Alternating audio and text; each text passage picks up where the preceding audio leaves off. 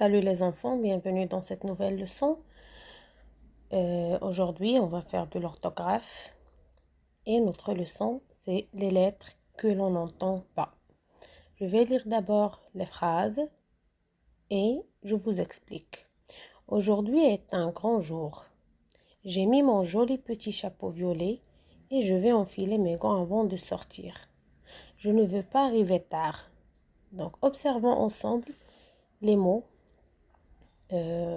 qui ont écrit en vert et essayez, les enfants, essayez de relire ces mots-là. Alors, pour la première phrase, le mot qui est écrit en vert, c'est grand.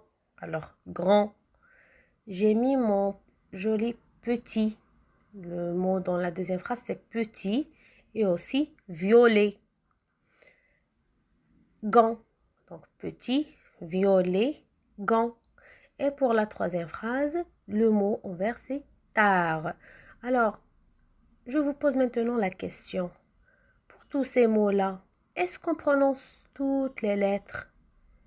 Est-ce qu'on prononce toutes les lettres? Alors, pour le mot grand, grand, là, je prononce le G, R, A, N.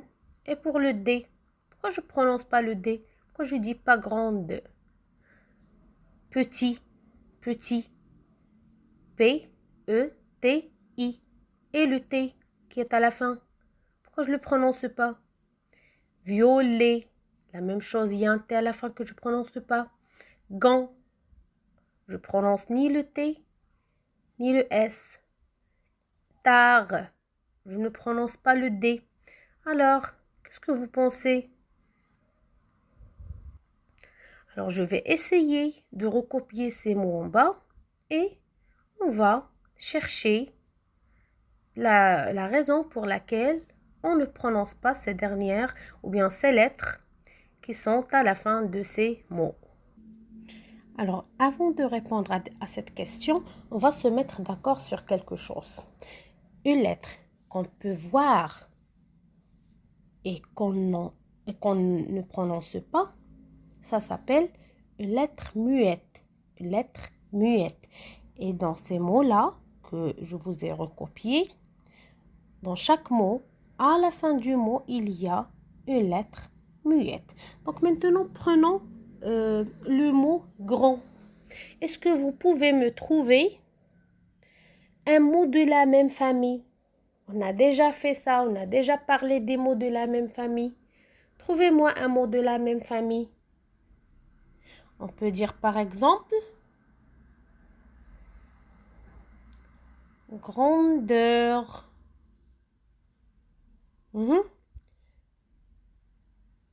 Et pour petit, est-ce qu'il y a un mot qui ressemble à petit? Par exemple, trouvez-moi le féminin. Alors pour le féminin, c'est petite.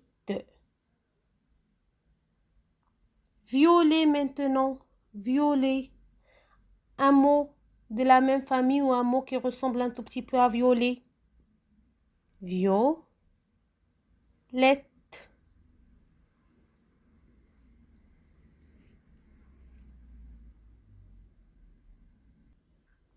Et pour le mot gant, alors pour le mot gant, le S là, c'est le S du pluriel.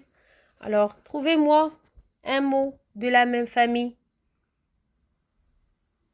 Gantier, c'est celui qui vend les gants.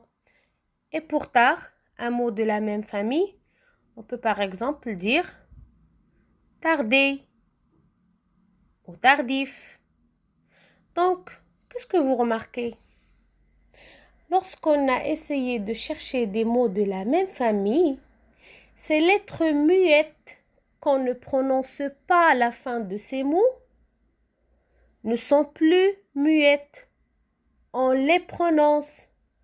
Ça veut dire que souvent, les lettres à la fin d'un mot, les lettres muettes qu'on ne prononce pas à la fin d'un mot, sont des lettres, comment dirais-je, ce sont des lettres importantes, ce sont des lettres qu'on prononce dans d'autres mots de la même famille. Ça veut dire tout simplement si lors d'une dictée, je me retrouve face à un mot et que je ne sais pas comment je dois l'écrire. Par exemple, le mot grand. Moi, j'arrive pas à savoir comment je vais écrire ce mot-là à la fin. Qu'est-ce que je dois faire? Je dois tout simplement chercher un autre mot de la même famille. Le plus simple, pas la peine de dire grandeur par exemple. On peut dire tout simplement grande. Et là, automatiquement, je vais comprendre que grand, puisque le féminin c'est grande, et on a ajouté le E et comme ça le D se prononce. Donc ça doit se terminer avec un D. La même chose pour petit. J'ai fait passer l'adjectif au féminin, ça a donné petite. Donc, c'est quoi la lettre que j'ai prononcée? C'est le T. Donc, ça doit automatiquement se terminer avec un T. Violet, la même chose. Gant, tard.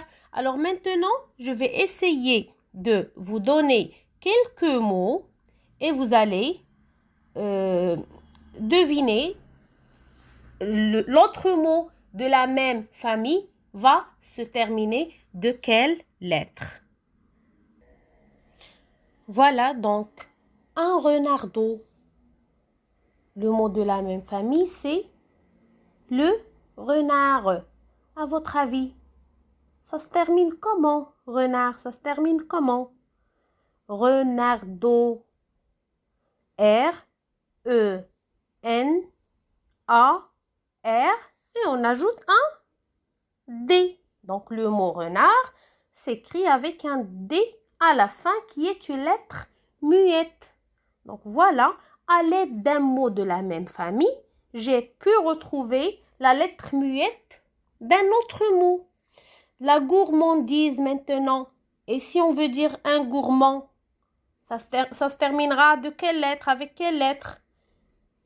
Gourmand. Alors G-O-U-R-M-A-N. Ça existe dans l'autre mot. Et on ajoute un D. Gourmand. Ça se termine aussi par coïncidence avec un D. Une chocolaterie. Une chocolaterie. Et pour le mot chocolat, ça se termine par quelle lettre? Alors, C-H-O-C-O-L-A et un T. Donc, à l'aide de ce mot de la même famille, j'ai pu savoir c'est quoi la lettre muette à la fin d'un autre mot. Donc, la blondeur, c'est le fait d'être blanc. Alors, blanc, ça se terminera par quelle lettre? Par D. Alors, blanc, ça se termine par D. Refuser, refuser. Alors, regardez bien la refuser. Et le fait de refuser, c'est un refus. Alors, le refus, on ne va pas bien sûr l'écrire comme ça, R-E-F-U. Il nous reste une lettre qu'on ne prononce pas, c'est bien sûr, le S. Parce que dans le verbe, regardez, R-E-F-U et le S, donc un refus. Blancheur, blancheur, c'est le fait d'être blanc, blanc. La couleur, alors blanc, ça se terminera comment? Par un CH. Par un CH, ça va donner le féminin et il va falloir ajouter le E. Mais ce qu'on cherche, c'est plutôt blanc, qui se termine avec un C.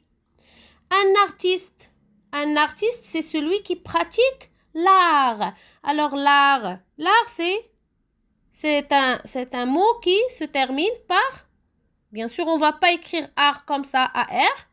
Il y a une lettre qui nous manque, c'est le T muet qu'on ne prononce pas.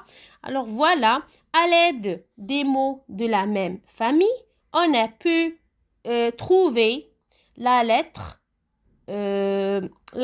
muette à la fin de chaque mot.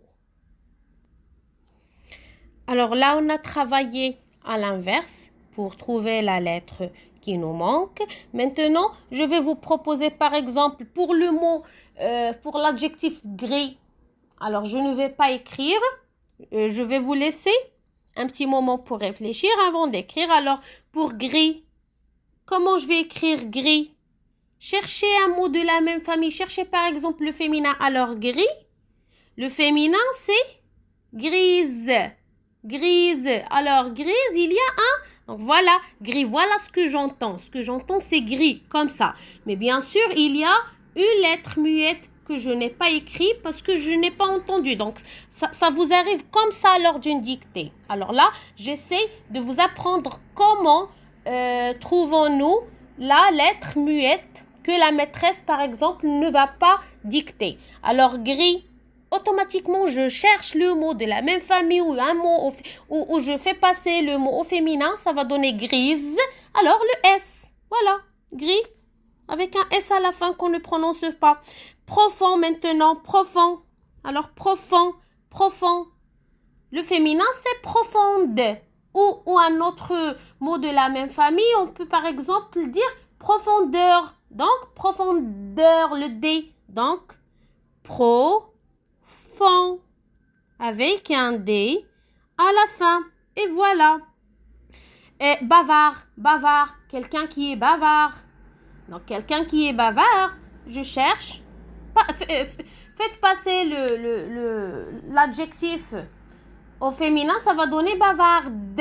Bavarde. Donc, bavard s'écrit avec un D à la fin.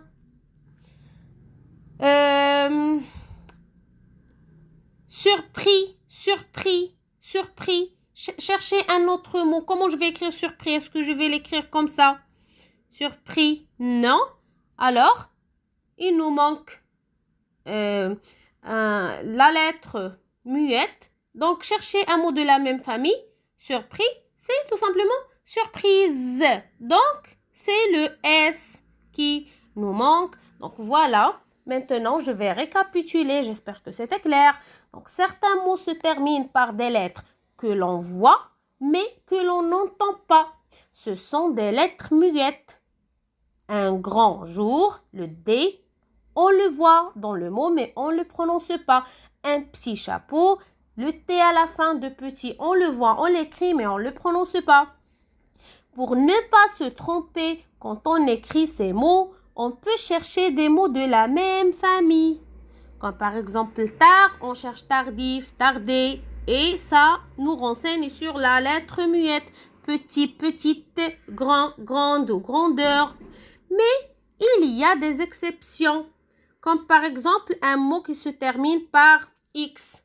Comme curieux. Alors là, comment je vais savoir que curieux s'écrit avec un X à la fin?